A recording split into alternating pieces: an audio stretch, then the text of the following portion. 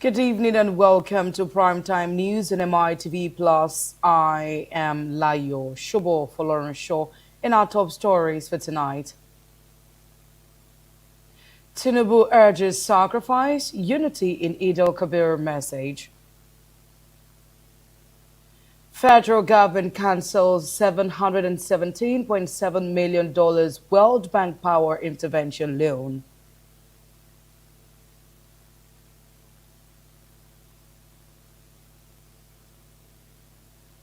Insecurity, military intensifies nationwide offensive, records major gains against terrorists. On the foreign scene, Iran condemns United States strikes as gross violation of ceasefire. And in sports, Francis Kwame becomes the youngest male Grand Slam match winner in 17 years. Now the news in details. President Bola Ahmed Tinubu has felicitated Muslims in Nigeria and across the world on the occasion of the 2026 Eid al-Kabir celebrations, urging citizens to embrace sacrifice, compassion, unity, and peaceful coexistence. In his solemn message issued by media aide Bayo Ononuga, the president described Eid al-Kabir as a reminder of the virtues of faith, obedience, and selflessness demonstrated by Prophet Ibrahim. He said Nigeria is undergoing a process of reconstruction and renewal, and that the economic reforms introduced by his administration, though difficult, are beginning to yield positive, improved economic stability, investment opportunities, job creation, and growth, while acknowledging continued attacks by terrorists and bandits in some communities. President Tinubu assured Nigerians that the government remains committed to defeating criminal elements and restoring peace across the country. He also called on Nigerians to pray for the nation, support the less privileged, and continue to promote unity and brotherhood. The federal government has cancelled $717.7 million in undisbursed World Bank intervention financing designed to revive Nigeria's struggling electricity sector. The cancellation followed a formal request by the federal government and a joint decision by both parties to discontinue financing under the Power Sector Recovery Performance-Based Operation due to evolving sector realities and the inability to achieve key reform milestones. According to documents obtained from the World Bank, the development effectively terminates the remaining portion of a $1.52 billion power sector recovery program, as the cancelled amount represents the entire undisbursed balance remaining under the program.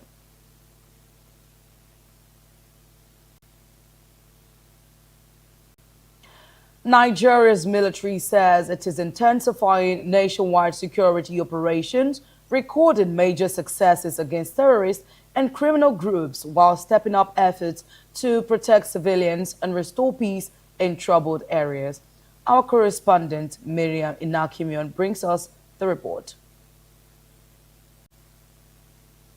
The Armed Forces of Nigeria has disclosed that troops neutralized 317 terrorists and criminal elements, arrested 314 suspects, and rescued 221 abducted civilians during coordinated operations across the country in May 2026. Briefing journalists in Abuja on Tuesday, the Director of Defense Media Operations, Major General Michael Noja, said troops had sustained unrelenting and comprehensive offensive operations across all theaters of operation in collaboration with other security agencies to safeguard Nigeria's territorial integrity and ensure the safety of citizens. Major General Noja explains that although the number of terrorists neutralized in May dropped slightly compared to April, there was a significant increase in arrests, civilian rescues, and the surrender of terrorists. He however noted that the volume of arms recovered and crude oil seizure declined within the period under review. The director further revealed that the Chief of Defense Staff, General Olufemi Oloyede, has directed the reinforcement of security operations in Oyo State following a recent kidnapping incident. Acknowledges the recent kidnapping incident within Oyo State. The Chief of Defense Staff, General Olufemi Oluyede, extends his heartfelt sympathy and solidarity to the affected families, the government and good people of Oyo State, reaffirming that the armed forces views any threat to civilian peace as an intolerable affront to national sovereignty. In immediate response to those incidents and several others, the Chief of Defense Staff has directed a comprehensive security reinforcement across the general area, utilizing advanced aerial surveillance assets and mobilizing specialized ground forces in close coordination with other state authorities. Overall, 118 terrorists and criminals were neutralized during the month of May. 314 suspects were arrested. 221 civilians were rescued. 18 terrorists surrendered. 93 arms were also recovered. We destroyed 3 illegal refining sites, while 21,910 liters of assorted petroleum products were recovered. The Defense Headquarters reaffirmed its commitment to sustaining aggressive operations against terrorism, banditry, kidnapping, and other forms of criminality across the country, stating that security forces will continue to work closely with other agencies and local communities to strengthen national security and protect lives and property. From Abuja, Marian Inakimion, MITV Plus News. The Joint Admissions and Matriculation Board (JAM) has fixed Saturday, 13th June 2026 for the conduct of the UTME mop-up examination for all candidates who were biometrically verified but missed the exam due to technical glitches. Spokesperson for JAM, Dr. Fabian Benjamin, in a statement noted that some centers experienced technical challenges during the 2026 UTME, which was conducted between 16th and 23rd of April 2026, which made it impossible for a number of candidates to sit for the examination. In addition, some results, he said, were subsequently withdrawn over examination infractions, while some candidates who presented themselves for the examination could not be verified biometrically. All such candidates have now been listed for the mop-up examination. Ahead of the June 20 Ekiti governorship election, a coalition of civil society organizations has called on political parties and candidates to resolve internal disputes through lawful means and avoid violence. The groups under the Election Observation Hub and supported by the European Union Support to Democratic Governance in Nigeria program made the call during a media briefing in Ado-Ekiti. Presenting a pre-election assessment report, representatives of the coalition identified 4 locations, including Ado-Ekiti and Ikole, as key flashpoints, citing risks of urban violence, kidnapping, and insecurity. They also raised concerns over vote buying, political thuggery, misinformation, and possible excessive use of force by security operatives. The coalition urged security agencies to implement Operation Order 08/2026 professionally and neutrally, while calling on the Independent National Electoral Commission (INEC) to ensure credible poll preparations and political actors to uphold the peace accord. The June 2026 Ekiti governorship election is the first governorship election to be governed by the new Electoral Act 2026. It will test the implementation of key provisions of the new act and yet to be issued INEC guidelines and regulations and guidelines, including those on electronic result transmission, administrative review of election results, and results collation. Coming barely 7 months before the 2027 general election, it is a critical stress test of INEC's operational readiness, the commitment of security agencies to electoral integrity, and interest of voters to actively participate in the electoral process were many already perceived as a foregone conclusion. To the Independent National Electoral Commission, INEC, we would need you to ensure the timely release and effective utilization of election funds to complete pending pre-election activities, including the rehabilitation of state and local government area offices, racks and collation centers. Configure and stress test the BVAS and the IREV to guarantee seamless accreditation, transparent collation, and the credible electronic transmission of results in line with the Electoral Act 2026. We believe that persons with disability should be given not just appointive office, but an opportunity for them to compete favorably for an elective office. You have been giving us the opportunity to vote. Now we want the opportunity to be voted for. The Iyaloja General Folashade Tinubu Ojo has declared that market men and women across the state are fully prepared to participate in the 2027 general elections, while also demanding greater political inclusion and representation in government. Speaking during a press session held at a residence in Alausa ahead of the Salah celebration, the market leader said traders across Lagos and Nigeria are already mobilizing for the electoral process through voter registration and collection of permanent voter cards, PVCs. She noted that market leaders take elections seriously and would actively support candidates who would represent their interests. While reaffirming loyalty to the All Progressives Congress APC, she stressed that market leaders expect inclusion in governance, especially through appointments and empowerment programs. She also commended President Bola Tinubu, saying his administration had initiated empowerment programs but added that more attention should be given directly to market people. Let APC cancel Justice and Mandate Forum. We are one family.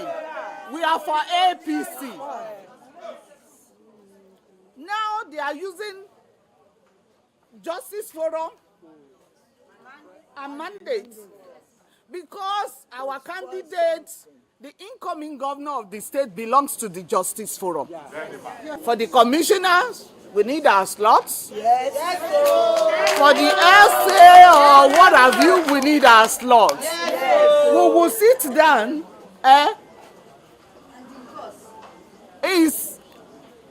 He has been with us.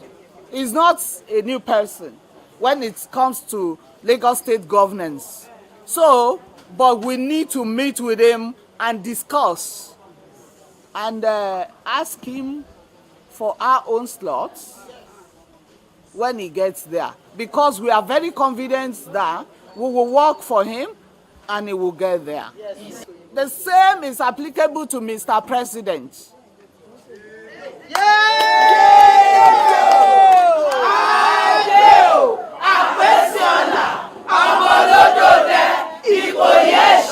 Mr. President has done very well. He's doing well.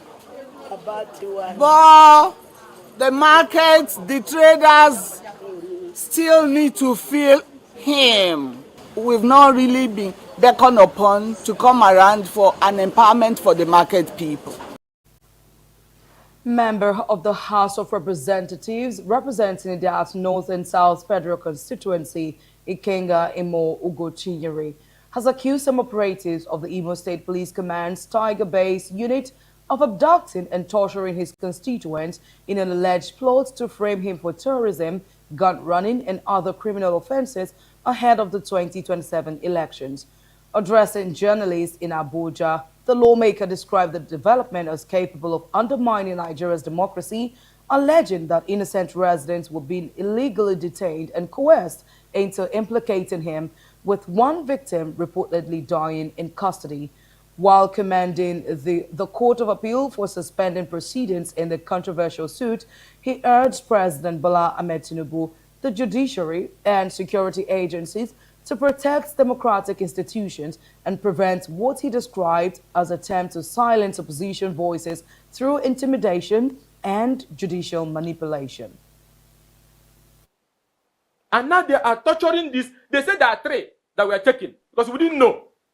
And our informant said that allegedly that one has died in detention of this or that being tortured. Whether it's true or false, the IG, you have to find out. I can't allow, if any of my constituents die, I can't let it be. I can't let it go. Our people have been killed in the course of this struggle. They have threatened us and carried assassination. My family members, some of them have been killed also, assassinated on this sentence in order to get me. And what is the issue?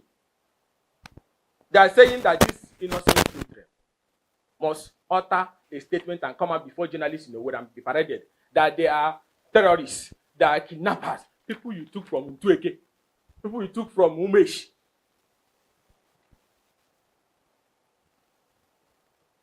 That they should accept that they are killers. And the head of their gang is Ikengi Mugochiye, me, the house member that is here in Abuja. I'm the head of their gang. In our last thinking, that he can frame me, that the governor told him. That's what they're saying there, the informant who sent. That's what the police unit is being used. So please, IG, help release these innocent children and arrest Ola for abduction. Enough! And that's CSO to the governor, Shaba. All that have been abducted, all that have been killed, all that have been missing, nobody has gotten justice. And it has to start changing. Whether they change them from tiger-based to violent crime, you must have had enough. Not talk of the damage they did during the election of officers shooting at people and carrying ballot boxes, the same people. And that's what they want to do again. Attacking rallies, which you saw, using live bullets against me and my people, shooting tear gas at the venue of the rally that injured our people and also injured me. And this is As part of its ongoing operations to rid Oyo State of violent crimes and other criminal elements threatening public safety, the Oyo State Police Command has recorded another major operational success with the neutralization of 3 suspected kidnappers and the successful rescue of an abducted victim. The success was recorded during a coordinated security operation carried out at Otu in the Okeogun axis of Oyo State in collaboration with local hunters and other security agencies. The operation was initiated following a distress call received on the 25th of May from local hunters who had gone on hunting expedition and came under gunfire attack by suspected kidnappers. Fortunately, no casualties were recorded among the hunters.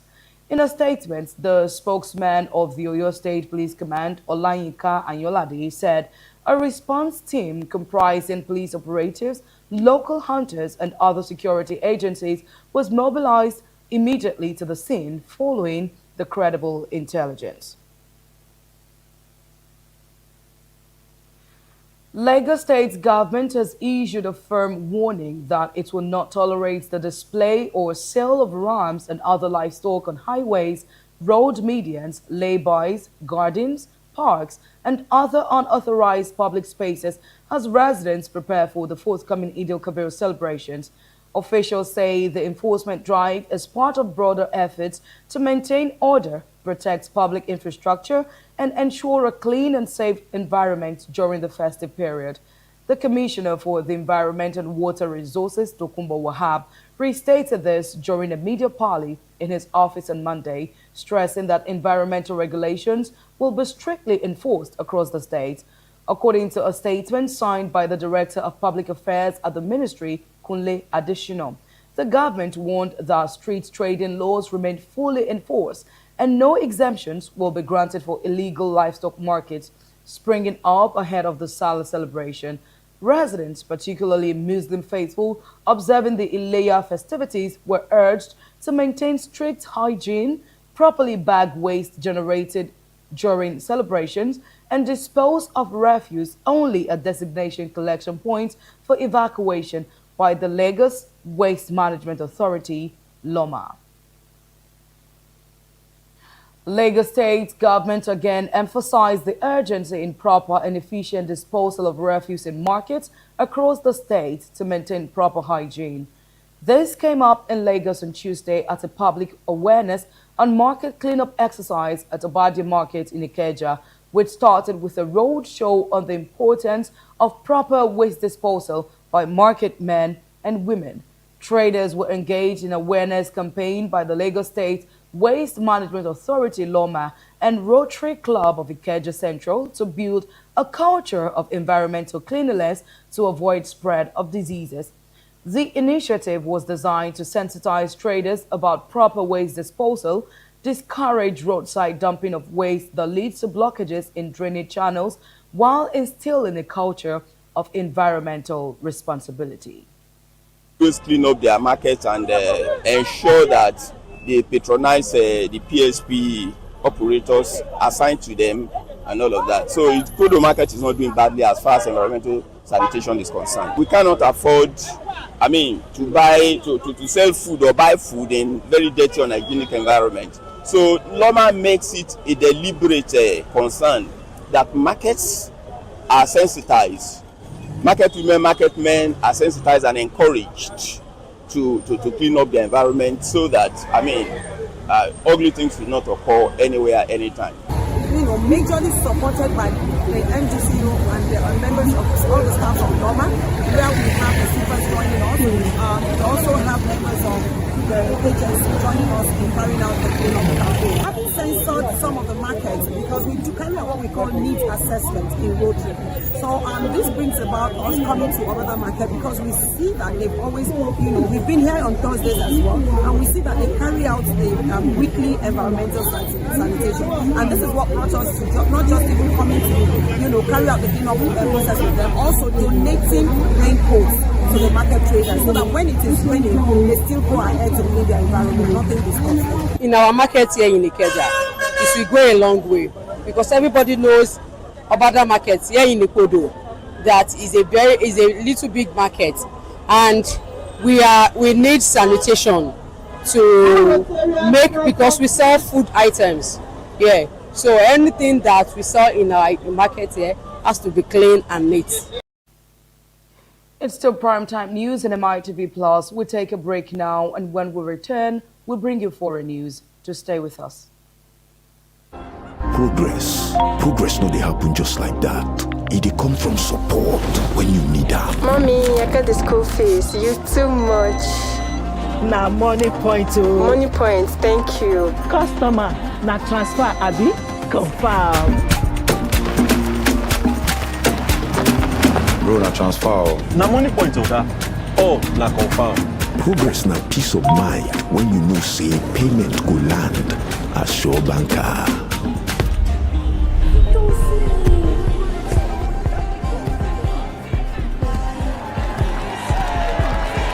Progress na small wind wey dey carry person go far.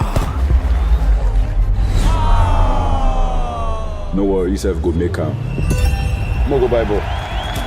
Victor, even you dey use money point? Of course na, they use money point. Confirm. Money point, made for your progress.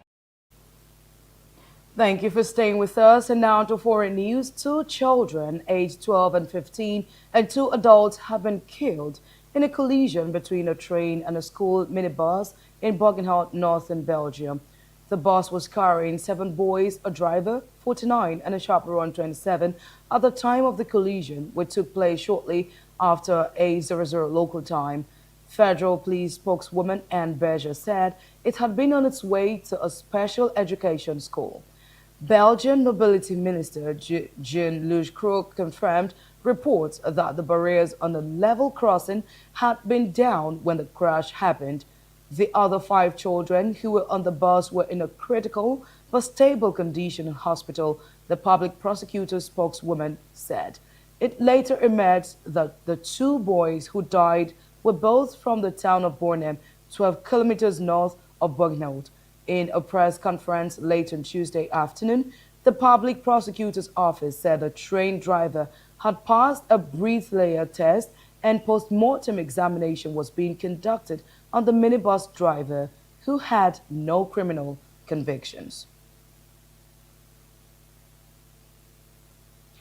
Iran says the United States has committed a gross violation of the ceasefire with new airstrikes it's launched on the country.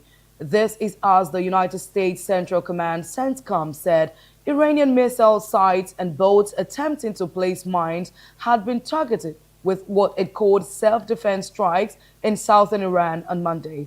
Iran's foreign ministry said it held the U.S. responsible for the consequences of its aggressive and unjustified actions in the Hormuzgan region, which has a coast along the Strait of Hormuz, the crucial waterway Iran has blocked, causing a spike in world energy prices.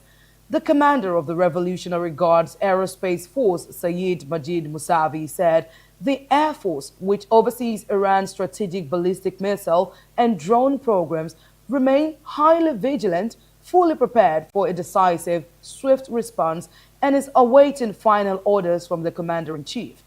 It is unclear what impact the strike will have on talks aimed to end the conflict. The United States and Israel started the war with Iran on 28 February with a wave of deadly attacks, including one which killed the country's supreme leader. And now to sports news. French teenager Moise Kwame announced himself on the Grand Slam stage in emphatic fashion, beating former U.S. Open champion Marine Cleet Silic 7-6-4, 6-2, 6-1 at the French Open to become the youngest man to win a major main draw match in 17 years. Handed a wild card by organizers, the 17-year-old French teen looked entirely unfazed on court, Simon Matthew in the first round match on Tuesday as he made his Grand Slam debut against a player 20 years his senior and the former world number 3. Silic, the 2014 U.S. Open champion and a Roland Garros semi-finalist in 2022, arrived in Paris ranked 46 in the world but was outplayed by the fearless teenager whose speed in defense and depth drop shots repeatedly drew applause from the crowd. Ranked 318th, Kwame edged a tense opening set in a tie break after saving 2 set points before taking control of the match. Kwame did not concede a break of serve throughout the contest as he sealed victory in straight sets. Former Arsenal midfielder Thomas Partey has been named in Ghana's preliminary 28-month squad for the next month's World Cup. The 32-year-old is due to stand trial next year in the United Kingdom, where he has pleaded not guilty to 7 charges of rape and 1 count of sexual assault. The charges related to allegations by 4 different women between 2020 and 2022. Partey currently plays for Villarreal in Spain's La Liga, where he moved in 2025 following 5 seasons with Arsenal. He was initially charged last July, just days after his Arsenal contract expired. Villarreal signed him in August, 2 days after he was granted bail. Partey played a full part in World Cup qualifying games for Ghana, for whom he has made 58 appearances. And with that, we have come to the end of our primetime news tonight. Thank you so much for watching. Do well to follow us on all our social media platforms at MITV+_NG on Facebook, Instagram, TikTok, and X. You can also watch our programs live on YouTube at MITV+_NG. Remember to click the like and the subscribe button. I am Layo Shobo for Lawrence Shaw. Do have a good evening.